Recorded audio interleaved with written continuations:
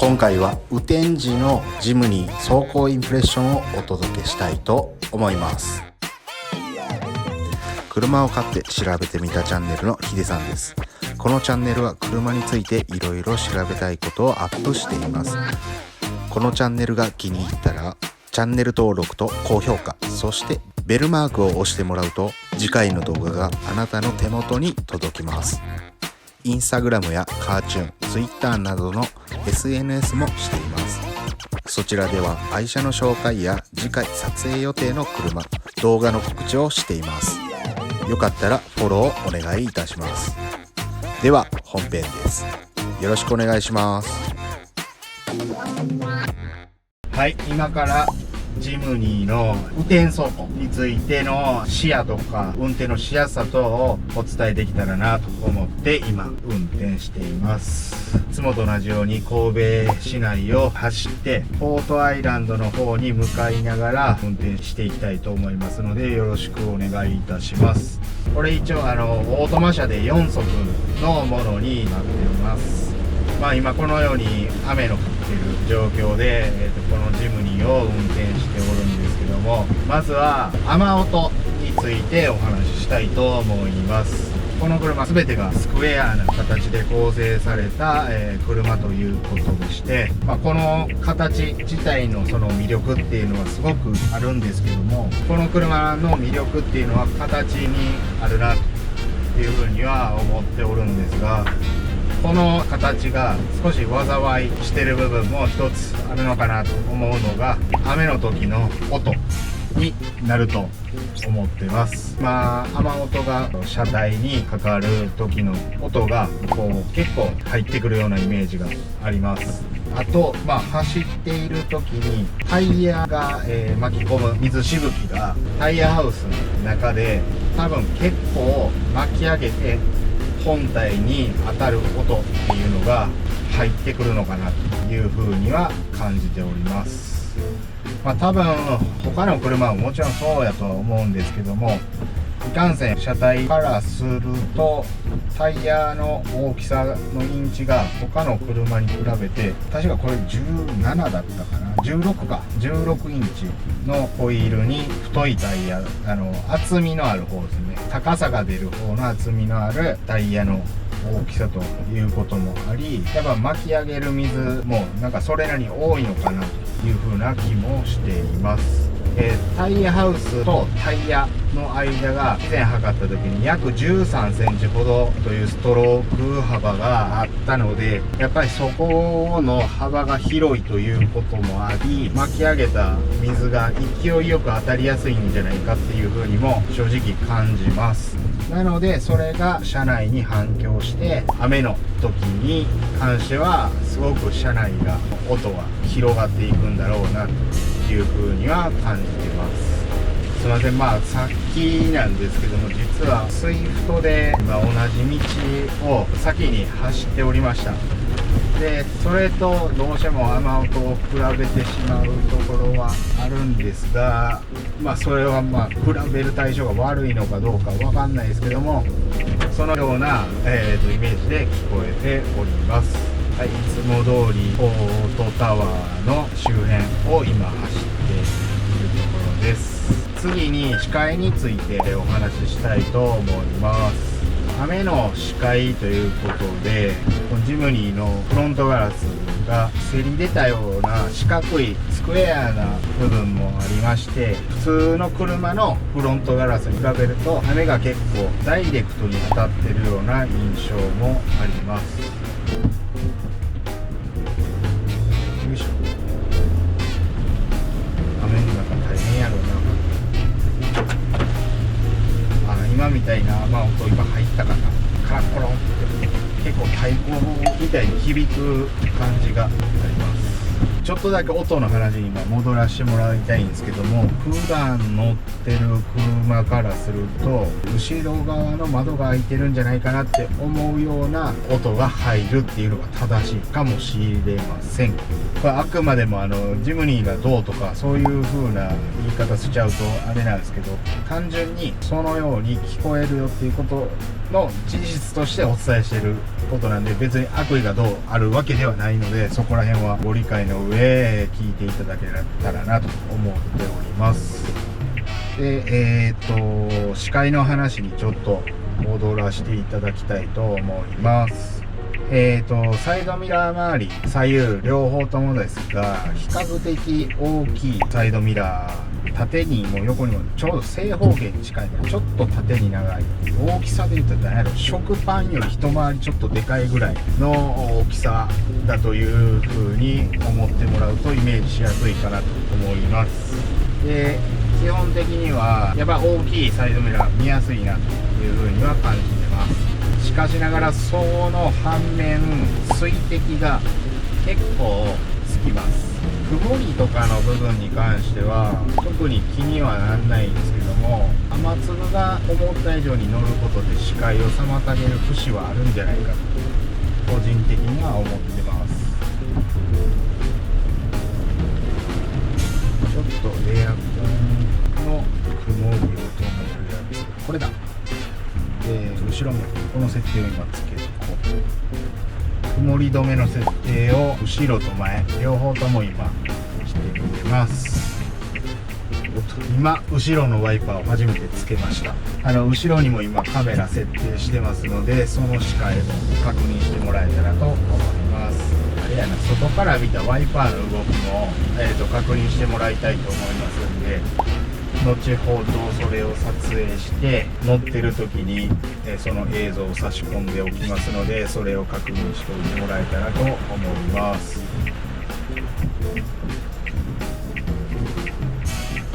しかし今日の雨もすげえな。今日本全国すごいことになってますね。雨の方々は気をつけてくださいね。運転も気をつけながら運転しないと危ないと思います。さあ、安全運転でいきましょう。ちょっと今雨粒が強くなったのでワイパーを一段早めてしてます。ワイパーなんですが、ジムニーの場合はスピードを変更できる設定が細かくできるレバーはありませんので、今が一番早い設定となります。K さんどうした？実際今街乗りをしながら雨の模様を走っているんですけども、特にスリップ等とかあるわけでもないし、安全に運転はできてるんですけども、よくある今マンホールの上だと滑らへんかったら大丈夫や。たまに低速時にマンホールの上走るとつるっとタイヤが滑った印象やったりとか出ると思うんですけど、そこら辺は今のところ細かめに見ても特には今ないかな。もちろんタイヤと地面との相性もあるので、一概に車がどうとかっていうのはないとは思うんですけども、そこら辺の心配はないと思い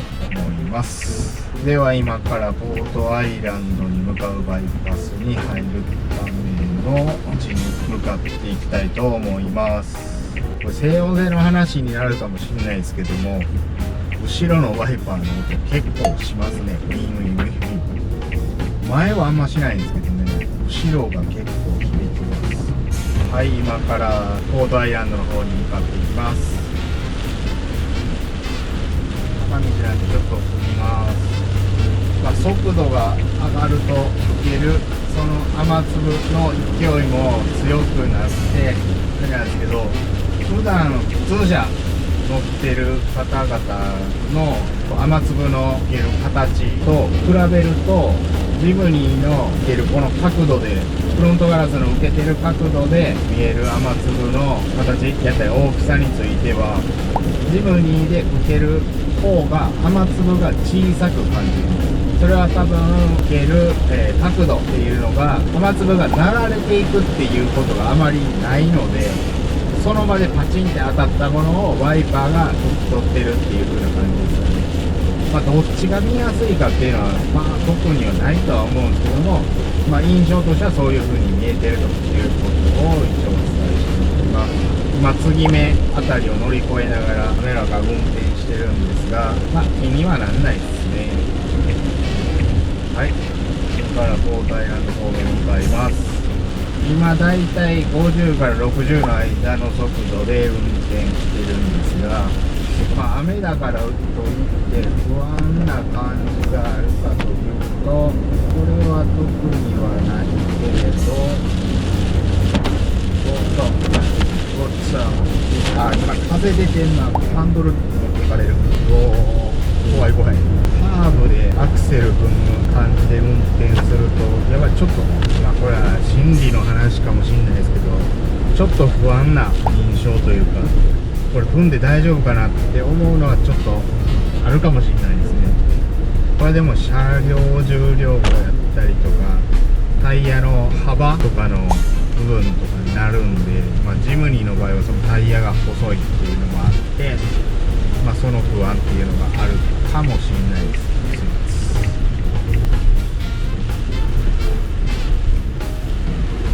はい、今のところは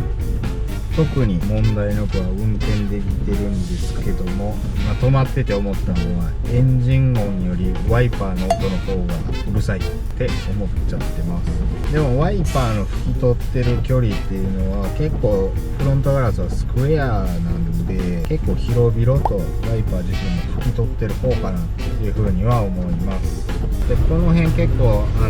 トラックが通る道なので、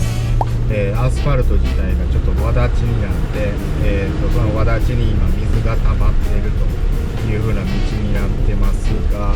今ちょっと水のあるところをわざと右側のタイヤを乗せて走ってる感じ。今スピードがだいたい50ぐらいですけど、取られてるっていう感覚は特になく運転できていると思います。その辺は心配らへんかなと思います。ただ外から見た時にどれぐらい水巻き上げてるもんなんかっていうのはちょっと見てみたいんですけど、今日のこの天候で撮影するにはかなり厳しいので、その動画ってどっかあるんでしょうから、そっちで見てもらえたらと思います。ちょっと前にオフロードに見立てた走り方をした動画が実はありまして、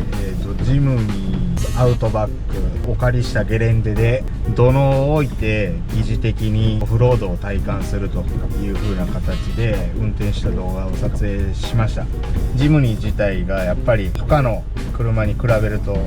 サスペンションがすごくストローク長いんだなっていう風な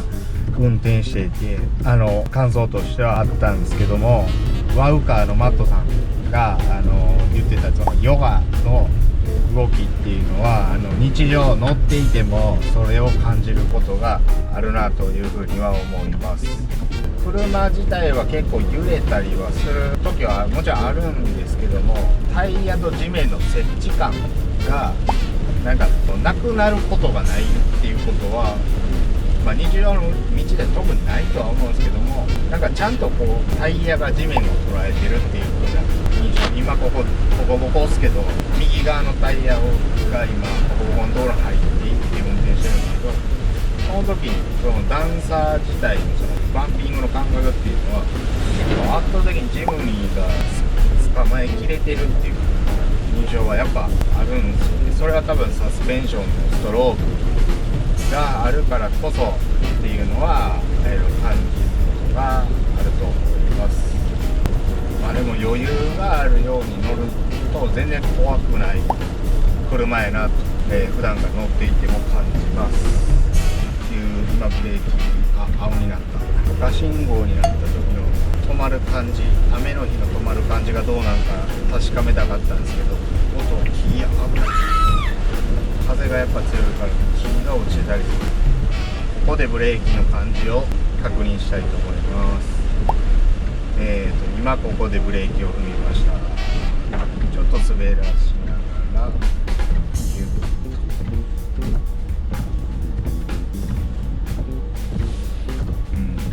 別に問題ないかと。そら問題ないわな。これで問題やっレーム、電熱線がフロントガラスってないんか。後ろはむき出しの電熱線があるんで、この辺とかないや、全部風なんや。風だけやな。今雨の中とりあえず運転しながら、感じたところをまとめて言うとなんですけども、実際走ってて思う部分で言うと、全然視界が悪くなることっていうのはそこまではないなと。ジムニーに関して特に思います。もう窓が基本的にやっぱ大きいっていうのもあるので、そこら辺もあるのと、あとここっすね、ここの部分のゴミのライン、これが運転していてなんか特に効いてる気がします。こう橋をこう見ようとした時に、ここまで出てると、窓側のここが出てるとちょっと窓が狭く感じるところなんですけども、確かミニバンとかでもこういう風に、どこの車種か忘れましたけど、こういう風にえぐってるフロントドアのこの、ガラスの形状、これ結構効果的やなという風には思います。ちょうど視界の分気になるなって思って見た時に、このフレームが目に入らないのは大きいポイントだと思います。でもちょっとジムニーに乗ってからですけど、鈴木の車っていうのをあんまり普段こう乗ろうと思ったきっかけがなかったんですけども、ジムニーっていう、一つの、人気車種っていうのを乗った結果、すごくいい車だと思ったので、実はさっき話にも出てきたちょっとスズキの他の車も乗ってみたいなと。でスズキの乗用車ってどうやろうって思った時に出てきたのが、スイフトということになり、1週間借りることができたので、今後そのスイフトをいつものいろんな、企画のもと、一回検証したいなと思ってます。スイフトとこのジムニーのハンドルの革の質感なんですけど、結構似てるんですよね。この似てる感じっていうのは結構スズキ全体がそういうものを、基準にしてるのかなっていうふうにも思いました。レボーグや前今 STI のレボーグが止まってます。新しいレボーグもいつだ9月10月ぐらいに一応出るって言われてるんですけどね。なんか STI の方はなんか電子制御のダンパーサスペンションを入れることによって、その車の走行性能のキャラクターがちょっと変わったりするっていう話も出てましたし、価格も結構なお値段になるのかなっていうふうになります。今白の STI のレボーグも今走っていました。結構やっぱレボーグ見る機会増えましたね最近。特に海外の車って結構フェンダー俗につらい位っていう形でタイヤがあると思うんですけど、日本車の場合はどっちかっつったら面が内側になってんなっていう風にいつも見てて思います。国産車の場合意味あったりするんですかね。ギリギリつらい位置にしないという。海外の、ベンツとかバンバンつらい位置に近い、標準でつらい位置に近い位置でホイールとタイヤが出てるなっていう風に見てて思うんですけど、日本車は結構その辺中に入り込んでタイヤが入ってるっていう風には見てて思います。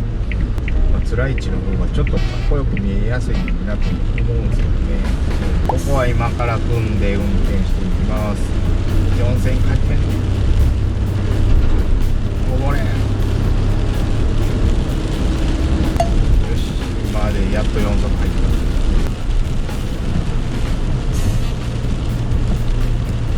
ちょっと今の長いカーブだと結構今左に倒れ込んでたな。今日の雨はやっぱ強いな。結構今雨によって被害が結構いろんなところであるんで、ほんま皆さん気をつけてくださいね。ほんまはい、だいたいこんな感じで、雨の中の、走行について、視野やったり静音性やったりについて、あとは走りですねについてもレポートをさせていただきました。このような感じで、ジムニーの静音性っていうのをこれでなんとなく雨の中の分かったのかなと思います。またこれを参考にしてまたディーラーさんなど行って試乗したりとかしてみてもらえたらいいなと思います。このように車のことについていろいろこう調べたりとかしながらお伝えしていけたらなというふうに思ってチャンネルの運営の方させてもらってますので、今後ともぜひともよろしくお願いします。チャンネル登録まだの方おられましたらぜひともチャンネル登録とあと通知ボタンをよろしくお願いいたします。